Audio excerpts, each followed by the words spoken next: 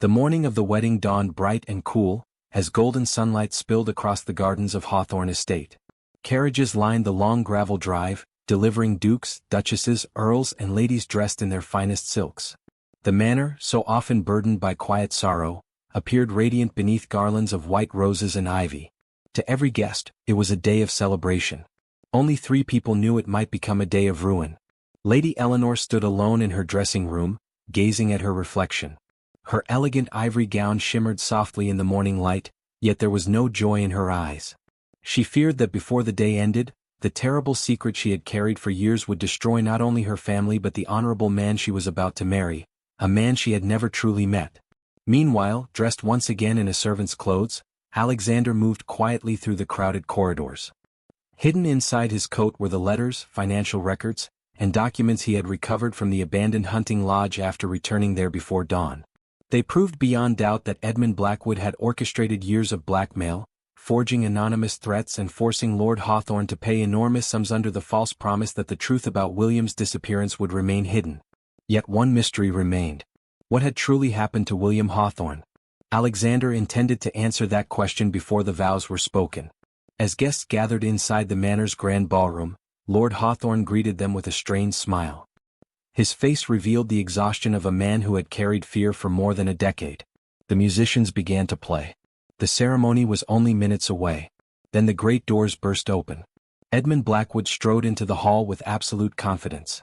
"My lord," he announced loudly, "before this marriage proceeds, there is a matter of deception that every guest deserves to know." Whispers swept across the ballroom. Blackwood pointed toward Alexander, who stood quietly among the servants. "That footman is no servant at all." Several guards stepped forward. Lord Hawthorne frowned. "What are you talking about?" Blackwood smiled triumphantly. "I believe our mysterious Thomas Reed has been spying on this household from the moment he arrived." The guests stared in shock. The housekeeper gasped. Several servants exchanged frightened glances. Blackwood folded his arms. "Remove him at once." Alexander remained perfectly calm. "No," he said. His voice, steady and commanding, echoed through the silent ballroom. "I believe I'll stay." The confidence in his tone startled everyone. Slowly he stepped forward into the center of the room. He removed the plain servant's cap. Then the worn brown coat. The guests watched in confusion as the humble footman stood tall, his posture no longer hidden. Lord Hawthorne's eyes widened. Lady Eleanor stared, unable to breathe. Alexander reached into his pocket and withdrew the signet ring bearing the Ashford family crest. "I believe," he said quietly, "it is time you met the man you expected to marry." Silence fell over the ballroom. Then came a wave of astonished whispers. "The Duke? It cannot be. He has been living among the servants." Even Blackwood's confident smile disappeared. Eleanor's eyes filled with disbelief. "You?" Alexander looked at her gently. "Yes. I wanted to know the woman I would marry before asking her to trust me." Tears shimmered in Eleanor's eyes, but before either could speak further, Blackwood interrupted. "None of this changes anything. He's been deceiving everyone." Alexander nodded. "I have." He looked around the room. "But I did so to uncover the truth." He placed the recovered letters upon a nearby table. "Perhaps our steward would care to explain these." Blackwood's face lost its color. Alexander unfolded the first letter. "Final payment, or the truth will be told." He held up another. Every one of these anonymous threats was written by the same hand. He revealed the ledgers showing years of secret payments. The money never reached any witness. He placed the financial records beside them. It went directly into accounts controlled by Edmund Blackwood. A murmur spread through the guests. Lord Hawthorne stared at the documents in horror. "You?" Blackwood took a desperate step backward. Alexander continued. "For 12 years this man preyed upon a grieving father. He convinced Lord Hawthorne that someone knew the truth about William's disappearance. He forged letters. He demanded payment. And he intended to continue until both the Hawthorne and Ashford estates belonged to him." Blackwood suddenly shouted. "You cannot prove what happened to the boy." At that moment the ballroom doors opened once again. An elderly village priest entered slowly, accompanied by a middle-aged man whose weathered face bore an unmistakable resemblance to Lord Hawthorne. Gasps echoed throughout the room. Lord Hawthorne whispered one trembling word. "William?" The man nodded, tears already streaming down his cheeks. "I've come home." Lady Eleanor covered her mouth in disbelief before rushing forward and embracing her brother. Neither spoke. Neither needed to. The years of separation dissolved in silent tears. When they finally stepped apart, William faced the stunned gathering. I was not murdered. I wasn't kidnapped. I became lost in the forest while chasing my dog. He explained how he had fallen into a fast-moving river and been carried miles downstream. Injured and unable to remember his family after striking his head against a rock, he had been rescued by a traveling farming couple who raised him as their own son. Only recently had fragments of his memory returned after the death of his adoptive father. Seeking answers, he had visited the village church, where the elderly priest recognized an old family birthmark and helped uncover his true identity. Blackwood had discovered William was alive months earlier. Instead of reuniting the family, he had hidden the truth to preserve his blackmail scheme. The priest produced letters proving Blackwood had bribed messengers to remain silent. The evidence was overwhelming. 2 constables who had quietly entered during the commotion stepped forward. Edmund Blackwood tried to flee. He barely reached the front steps before the officers restrained him. As he was led away, he shouted bitterly, "I only took what the nobles never deserved." No one answered him. Justice had already spoken. The ballroom slowly emptied, leaving only the 2 families and the servants who had unknowingly welcomed a duke among them. Alexander walked toward Eleanor. "I owe you an apology." She looked at him through tear-filled eyes. "You disguised yourself." "I did. You doubted me." "I doubted everyone," he admitted softly. "For too many years, people valued my title more than my character. I wanted to know whether anyone could see the man beneath the name." Eleanor smiled sadly. "And what did you discover?" He glanced toward the kitchens, where servants were comforting one another after the extraordinary morning. "I discovered that the kindest woman in England thanked every maid, carried flowers for an old gardener, gave away her jewelry to feed strangers, and blamed herself for a tragedy she never caused." He gently took her hand. "I came here searching for honesty. I found courage instead." Fresh tears slipped down Eleanor's cheeks. "I wanted to tell you everything," she whispered. "I was afraid. I believed if you learned the truth before today, you would leave." Alexander shook his head. "No secret could ever outweigh the heart I've come to know." Lord Hawthorne stepped forward, emotion thick in his voice. "My son has returned. My daughter's name has been cleared. And today I have gained a son not because of his title," he smiled warmly, "but because of his character." The guests reassembled in the ballroom. This time there were no hidden fears. No lies. No blackmail. Only truth. When Alexander and Eleanor finally exchanged their vows, every promise carried a meaning deeper than either had imagined only days before. Months later, Ashford and Hawthorne estates flourished together. William chose to divide his time between the family he had rediscovered and the humble farming village that had raised him. Lord Hawthorne's laughter returned to the manor after years of silence. Alexander kept one promise above all others. Every servant in his household would be treated with the same respect he had longed to receive while living among them. Wages were increased, education was offered to servants' children, and no member of the staff was considered beneath notice.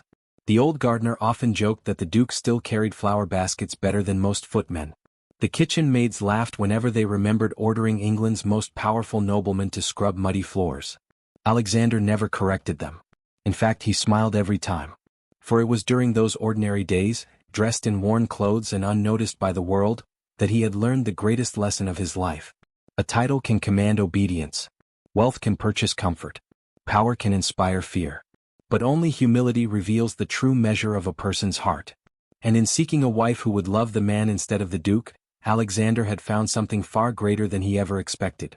A marriage built not upon duty or reputation, but upon trust, compassion, and a truth that neither time nor titles could ever diminish. The rain had stopped only moments before dawn, leaving the ancient stone roads of Ashford glistening beneath a pale English sky. A thin mist drifted across the rolling hills, wrapping the countryside in silence. Perched atop the highest ridge stood Ashford Manor, home to one of England's youngest and wealthiest noblemen. Its towering windows reflected the first light of morning, but behind them, the Duke of Ashford found no peace. At 29 years old, Duke Alexander Ashford possessed everything most men dreamed of. His family name commanded respect across the kingdom. His lands stretched farther than the eye could see.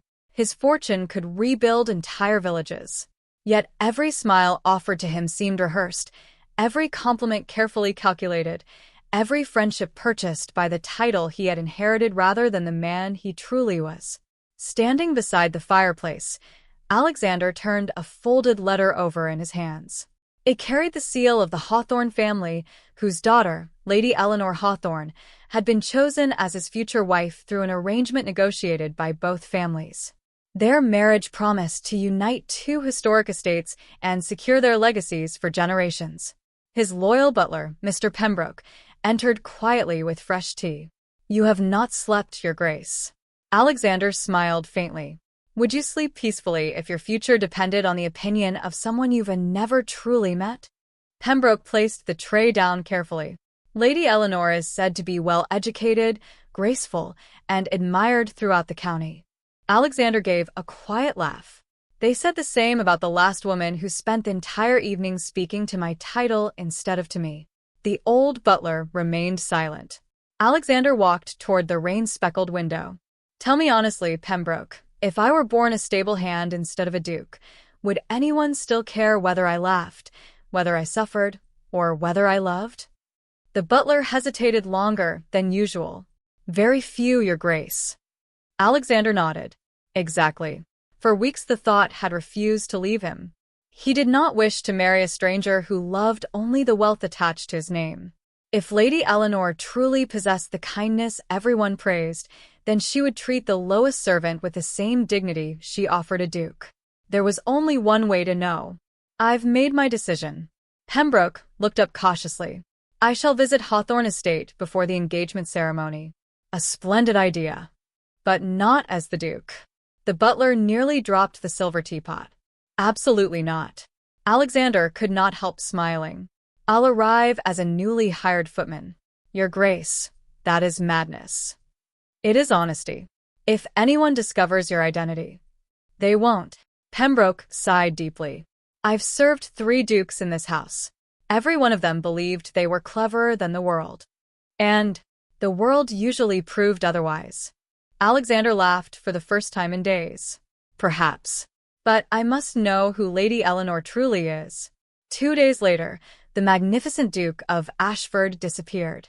In his place traveled a young man wearing coarse brown trousers, worn leather boots, a faded waistcoat, and a flat cap pulled low over his dark hair. Dust deliberately covered his sleeves. His expensive watch remained locked away at Ashford Manor. Even his posture changed. Instead of standing proudly, he walked with the quiet confidence of someone accustomed to serving others. Under the name Thomas Reed, he arrived at Hawthorne Estate carrying only a small canvas bag. The manor was impressive, but noticeably worn. Ivy crept over weathered stone walls, and cracks lined several marble steps leading to the entrance. Though elegant, the estate hinted at financial strain hidden beneath polished appearances. A stern housekeeper opened the heavy oak door. "You must be the new servant." "Yes, ma'am." "You are late." Alexander glanced toward the old clock tower. "I arrived 10 minutes early." "You'll learn quickly that in this house, early means half an hour before expected." Without another word, she thrust a bucket and brush into his hands. The front hall floor. No greeting. No introduction. No courtesy. Alexander simply nodded. "Yes, ma'am." Within an hour he had polished boots, scrubbed muddy floors, hauled sacks of coal, carried trunks upstairs, and nearly collided with an impatient valet who barked orders without looking him in the eye. The work was exhausting. His back ached. His hands, soft from years of writing letters rather than lifting heavy loads, burned beneath fresh blisters. Yet for the first time in years, people spoke honestly in his presence. Servants complained about long hours. Gardeners joked about stubborn horses. Maids laughed without worrying about noble etiquette. Nobody bowed. Nobody praised him. Nobody expected anything except honest work. Late that afternoon, he carried fresh linens through the east corridor when loud voices echoed from the dining room. Lord Hawthorne swept inside with 2 wealthy guests. Alexander stepped aside respectfully. Neither gentleman acknowledged his existence. One guest accidentally dropped his cane. Alexander picked it up and offered it politely. The man snatched it away without so much as a thank you. You servants should know your place. Alexander simply lowered his eyes. So this, he thought quietly, is how invisible men live. As evening approached, he was sent to deliver flowers to the manor's small chapel. Crossing the gardens, he noticed someone kneeling beside an elderly gardener struggling to lift heavy baskets. A young woman in a simple pale blue dress gently took one basket herself. "You'll injure your shoulder again," she said warmly. "My lady, I can manage." "I know you can." She smiled kindly. "But you shouldn't have to alone." Together they carried the baskets toward the greenhouse. Alexander stopped walking. This had to be Lady Eleanor. She wore no jewels beyond a modest pearl necklace. There was nothing theatrical about her kindness. She spoke to the gardener as though they were equals, asking after his wife and remembering the names of his grandchildren. When the old man thanked her, she laughed softly. "You've helped this family for 30 years. Carrying flowers is the least I can do." Later that evening, Alexander watched unnoticed as Eleanor thanked every maid after supper. When one nervous kitchen girl accidentally spilled soup onto the tablecloth, expecting punishment, Eleanor gently helped clean the mess herself. "It was an accident," she whispered. "No one should fear making one." The frightened girl's eyes filled with grateful tears. Alexander had met countless ladies in London's grandest ballrooms. None had behaved this way when they believed no noble guests were watching. His curiosity deepened. Perhaps the rumors had been true. Perhaps she truly was different. Night settled over Hawthorne Estate. The servants hurried through their final duties while candles flickered along endless hallways. Alexander carried a basket of firewood toward the library, where Lord Hawthorne often spent late evenings reviewing estate accounts. As he reached the half-open door, voices drifted into the corridor. He paused only because he heard Eleanor's name. "My dear," Lord Hawthorne said heavily, "there is still time to refuse." Alexander remained perfectly still.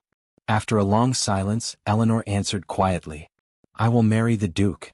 Alexander's heart tightened. "But not because I love him." The word struck harder than any insult he had ever received. He stared at the floor, unable to breathe. Then came another sentence that chilled him completely. "If he discovers the truth before the wedding," she whispered, her voice trembling, "both our families could be destroyed." Lord Hawthorne sighed with unbearable sorrow. "I pray he never learns what we've been hiding." Alexander's grip loosened. A log slipped from the basket and rolled softly across the stone floor. Inside the library the voices stopped. Footsteps moved toward the door. Alexander quickly grabbed the fallen log and hurried into the darkness before anyone could see him. Hidden behind a marble column, his pulse thundered in his ears. Only hours earlier he had begun believing Lady Eleanor might be exactly the woman he had hoped to find. Now one terrifying question echoed through his mind. What secret could be so dangerous that it threatened two ancient families? And why was the woman who seemed so compassionate willing to marry a stranger while hiding it from him? As the manor fell silent under the cover of night, the Duke realized his disguise had uncovered far more than simple manners. It had led him to a mystery capable of changing every promise his future was built upon. Alexander slept little that night. The words he had overheard echoed endlessly in his mind. "I will marry the Duke, but not because I love him." If he discovers the truth before the wedding, both our families could be destroyed. Any other nobleman might have stormed into the library, revealed his identity, and demanded an explanation. But Alexander had not come to Hawthorne Estate seeking obedience. He had come searching for truth. Truth, he reminded himself, rarely revealed itself all at once. Before sunrise, the servants were already moving through the manor. Fires were lit in every hearth, horses were fed, and breakfast preparations filled the kitchens with the aroma of fresh bread and tea. Alexander joined them as Thomas, carrying heavy sacks of flour to the pantry. The cook wiped sweat from her brow. "You're settling in faster than most." "I'm trying." "You'll need to. Weddings double the work." She lowered her voice. "And this household hasn't smiled much these last few years." Alexander pretended not to notice. "What happened?" The cook hesitated. "You've only just arrived. Best not to ask questions." She returned to kneading dough. But Alexander had noticed something strange. Every servant became uncomfortable whenever the Hawthorne family was mentioned. The estate carried a sadness that no polished silver or elegant paintings could hide. That afternoon, Alexander was assigned to help the stable master repair an old carriage wheel. The stable master, Mr. Briggs, was a broad-shouldered man with weathered hands and an honest face. You'll blister those hands if you hold the hammer like that. Alexander smiled. I've had different work until now. Briggs chuckled. I can see that. Hours passed as they worked side by side. Eventually Briggs spoke without looking up. Lady Eleanor came out here every day when she was little. Did she? Always with her younger brother. Alexander's ears sharpened. Younger brother? Briggs nodded sadly. Master William. What became of him? The old stable master's hammer stopped in midair. His smile vanished. No one speaks of young William anymore. Alexander waited. Finally Briggs sighed. He disappeared 12 years ago. The words landed like a stone. Disappeared? No trace. The police? They searched for months. And? Nothing. Briggs stared toward the distant woods beyond the estate. Some believed he drowned. Others whispered kidnapping. A few accused enemies of the family. But Lady Eleanor? He paused. She never stopped blaming herself. Alexander frowned. Why? She was meant to be watching him that afternoon. Silence settled between them. For the first time, the Duke began wondering whether Eleanor's mysterious secret had less to do with greed, and far more to do with guilt. Over the following days, Alexander continued quietly gathering pieces of the estate's hidden history. The elderly maid remembered hearing cries the day William vanished. The gardener recalled seeing strangers near the northern woods. The village blacksmith mentioned expensive messengers arriving every few months with sealed letters addressed only to Lord Hawthorne. None of the stories matched perfectly. But every one of them carried the same shadow. Something had happened. Something no one dared discuss openly. Late one evening, Alexander was delivering fresh candles to the village chapel when he noticed Lady Eleanor sitting alone beside a sick child. The little boy's breathing was weak. His mother stood nearby, exhausted. Without ceremony, Eleanor rolled up her sleeves and placed a cool cloth upon the child's forehead. You haven't slept, the mother whispered. Neither have you, Eleanor replied gently. I'll stay until the doctor returns. Alexander watched from the doorway. There were no photographers. No noble guests. No applause. Only kindness. When the doctor finally arrived, Eleanor quietly slipped a small leather pouch into the mother's hands. The woman opened it and gasped. My lady, this is too much. It will pay for his medicine. I cannot accept. You can. But your father? My father need never know. She smiled. Children should never suffer because adults worry about money. The grateful mother burst into tears. Alexander quietly stepped away before anyone noticed him. He had known wealthy people who donated fortunes simply to have newspapers print their names.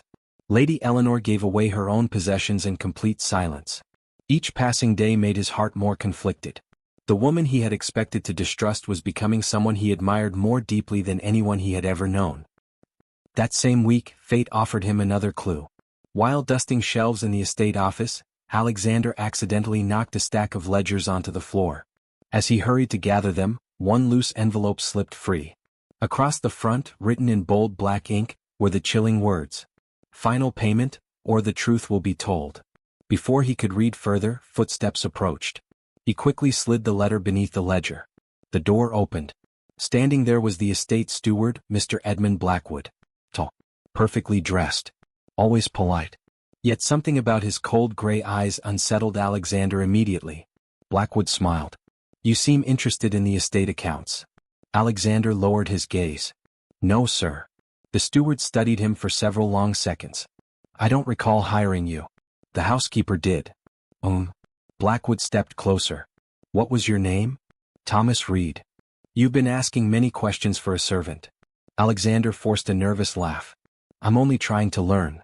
Blackwood's smile never reached his eyes. In this household, he said quietly, curiosity is rarely rewarded. For the first time since arriving, Alexander felt genuine danger. The following afternoon, while trimming hedges near the rear gardens, Alexander witnessed another remarkable moment. Lady Eleanor removed a small velvet box from her pocket. Inside rested an elegant sapphire brooch. An elderly widow stood waiting nearby. My lady, surely not. My mother loved this brooch. Eleanor smiled sadly. And she would have wanted it sold. You shouldn't part with such a treasure. If it buys food for 20 families this winter. She answered softly. Then it remains a treasure. Alexander watched in disbelief as she handed over one of her most valuable heirlooms without hesitation. This was not the heart of a selfish noblewoman. It was the heart of someone carrying invisible burdens while still choosing compassion. That evening, hidden in the servants' corridor, Alexander overheard two footmen whispering. The steward visited the old hunting lodge again. With another payment? I think so. What if Lord Hawthorne finally refuses? The older servant swallowed nervously. Then everything comes out. Alexander's pulse quickened. So the blackmail was real. Someone had been demanding money from the Hawthorne family for years. But why? And who possessed such power over them? Unable to ignore his instincts, Alexander quietly followed Blackwood after midnight. The steward carried a lantern through the woods toward an abandoned hunting lodge nearly a mile from the manor. Keeping to the shadows, Alexander watched through a cracked window. Blackwood unlocked a hidden compartment beneath the fireplace. Inside lay bundles of letters, bank drafts, and sealed documents bearing the Hawthorne family crest. Then Blackwood spoke aloud, believing himself alone. They'll pay once more after the wedding. He laughed softly. 2 noble estates.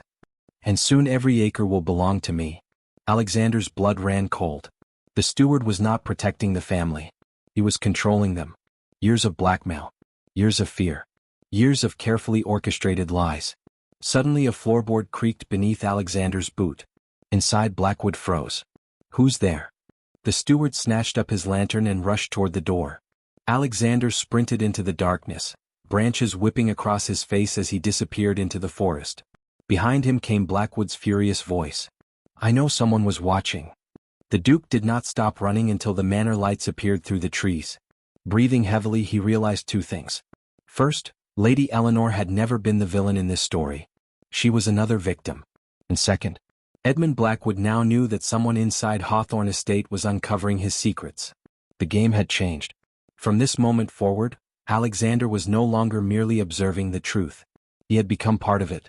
The morning of the wedding dawned bright and cool, as golden sunlight spilled across the gardens of Hawthorne Estate. Carriages lined the long gravel drive, delivering dukes, duchesses, earls, and ladies dressed in their finest silks. The manor, so often burdened by quiet sorrow, appeared radiant beneath garlands of white roses and ivy. To every guest, it was a day of celebration. Only 3 people knew it might become a day of ruin. Lady Eleanor stood alone in her dressing room, gazing at her reflection. Her elegant ivory gown shimmered softly in the morning light, yet there was no joy in her eyes. She feared that before the day ended, the terrible secret she had carried for years would destroy not only her family but the honorable man she was about to marry, a man she had never truly met. Meanwhile, dressed once again in a servant's clothes, Alexander moved quietly through the crowded corridors. Hidden inside his coat were the letters, financial records, and documents he had recovered from the abandoned hunting lodge after returning there before dawn. They proved beyond doubt that Edmund Blackwood had orchestrated years of blackmail, forging anonymous threats and forcing Lord Hawthorne to pay enormous sums under the false promise that the truth about William's disappearance would remain hidden. Yet one mystery remained. What had truly happened to William Hawthorne? Alexander intended to answer that question before the vows were spoken. As guests gathered inside the manor's grand ballroom, Lord Hawthorne greeted them with a strange smile. His face revealed the exhaustion of a man who had carried fear for more than a decade. The musicians began to play. The ceremony was only minutes away. Then the great doors burst open. Edmund Blackwood strode into the hall with absolute confidence. "My lord," he announced loudly, "before this marriage proceeds, there is a matter of deception that every guest deserves to know." Whispers swept across the ballroom. Blackwood pointed toward Alexander, who stood quietly among the servants. "That footman is no servant at all." Several guards stepped forward. Lord Hawthorne frowned. "What are you talking about?" Blackwood smiled triumphantly. "I believe our mysterious Thomas Reed has been spying on this household from the moment he arrived." The guests stared in shock. The housekeeper gasped. Several servants exchanged frightened glances. Blackwood folded his arms. "Remove him at once." Alexander remained perfectly calm. "No," he said. His voice, steady and commanding, echoed through the silent ballroom. "I believe I'll stay." The confidence in his tone startled everyone. Slowly he stepped forward into the center of the room. He removed the plain servant's cap. Then the worn brown coat. The guests watched in confusion as the humble footman stood tall, his posture no longer hidden. Lord Hawthorne's eyes widened. Lady Eleanor stared, unable to breathe. Alexander reached into his pocket and withdrew the signet ring bearing the Ashford family crest. "I believe," he said quietly, "it is time you met the man you expected to marry." Silence fell over the ballroom. Then came a wave of astonished whispers. "The Duke? It cannot be. He has been living among the servants." Even Blackwood's confident smile disappeared. Eleanor's eyes filled with disbelief. "You?" Alexander looked at her gently. "Yes. I wanted to know the woman I would marry before asking her to trust me." Tears shimmered in Eleanor's eyes, but before either could speak further, Blackwood interrupted. "None of this changes anything. He's been deceiving everyone." Alexander nodded. "I have." He looked around the room. "But I did so to uncover the truth." He placed the recovered letters upon a nearby table. "Perhaps our steward would care to explain these." Blackwood's face lost its color.